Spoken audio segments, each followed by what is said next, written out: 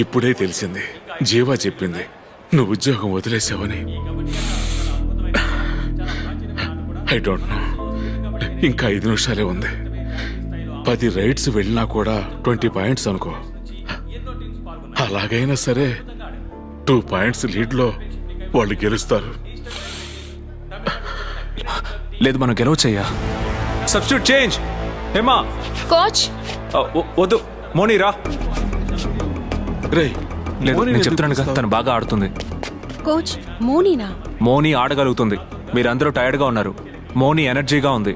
తను ఎలా ఆడుతుందో ఎవరికి తెలీదు. అదే మనకి బలం. ఇంకా 5 నిమిషాలున్నాయి.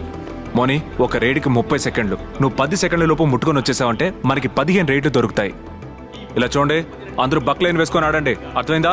లోపలికి ఎవరు వచ్చినా 10 సెకండ్ల లోపు విసిరి పారేయండి. ఓ 2 పాయింట్లు పోయినా పర్లేదు, 15 డిఫెన్సులు దొరుకుతాయి. ఎవరిని లోపలికి రానివ్వకండి. చిత్త కొట్టేయండి అంతే. 100% మనం గెలవగలమనే నమ్మకం నాకుంది. మీకు నమ్మకం ఉందా? Yes or no?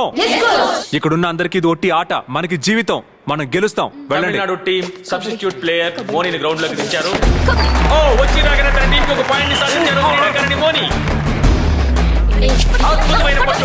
మళ్ళీ తమిళనాడు టీంకి ఒక పాయింట్. మోనీ మళ్ళీ తమిళనాడు టీంకి ఒక పాయింట్ సాధించి పెట్టారు. మోనీ తమిళనాడు.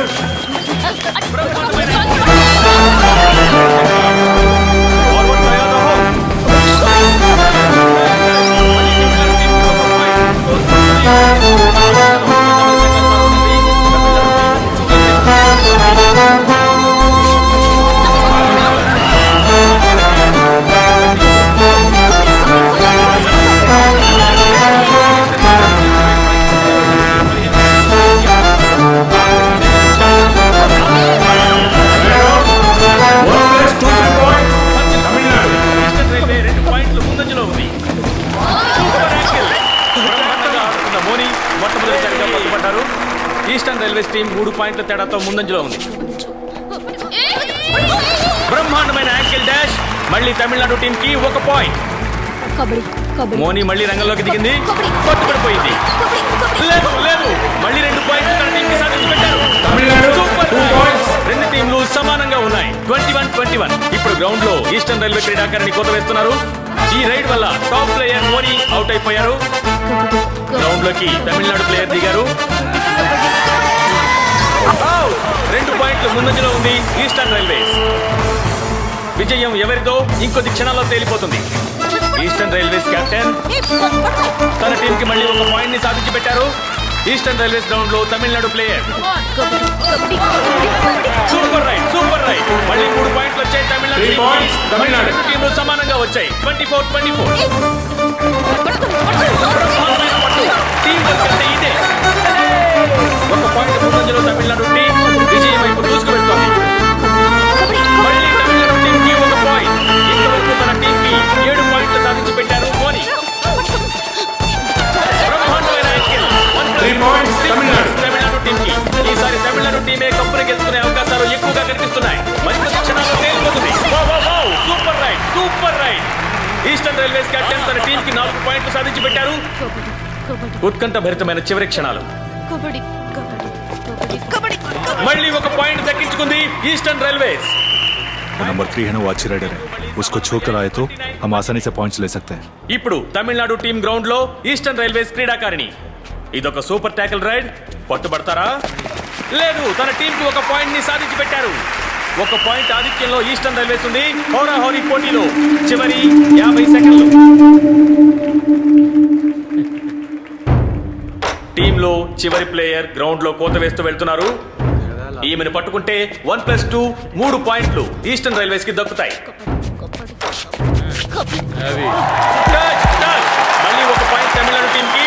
ఇప్పుడు ఇద్దరు ఈక్వల్ పాయింట్స్ తో ఉన్నారు. 30-30. విజయాన్ని నిర్ణయించే ఆఖరి 25 సెకండ్లు.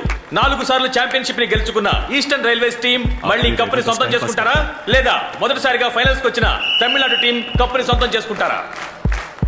దాదాపు ఇదే ఆటలోని ఆఖరి రైడ్ కావచ్చు. ఇది ఒక సూపర్ ట్యాకిల్ రైడ్. విజయానికి కావాల్సిన ఒకే ఒక్క పాయింట్ ని పొందబోయే టీం ఏది? కబడ్డీ కబడ్డీ కబడ్డీ కబడ్డీ కబడ్డీ కబడ్డీ కబడ్డీ కబడ్డీ కబడ్డీ ఓ Tamil Nadu player out. Kabaddi kabaddi kabaddi kabaddi Tamil Nadu player గట్టిగా పట్టుకుంది. తన టీం కి విజయాన్ని అందిస్తారా?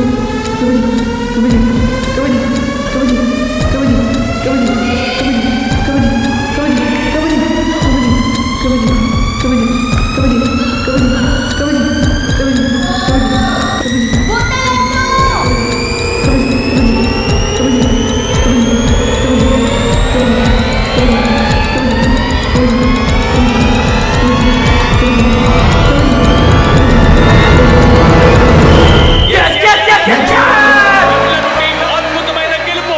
మొదటిసారిగా కప్పుని సొంతం చేసుకున్నారు. సూపర్ ట్యాకిల్ వల్ల తమిళనాడు టీం 2 పాయింట్లు, ఎండ్ లైన్ టచ్ వల్ల ఈస్టర్న్ రైల్వేస్ కి 1 పాయింట్ దక్కాయి. 32-31 1 పాయింట్ ఆధిక్యంతో తమిళనాడు టీం గెలిచింది. ఇంతకాలం చిన్న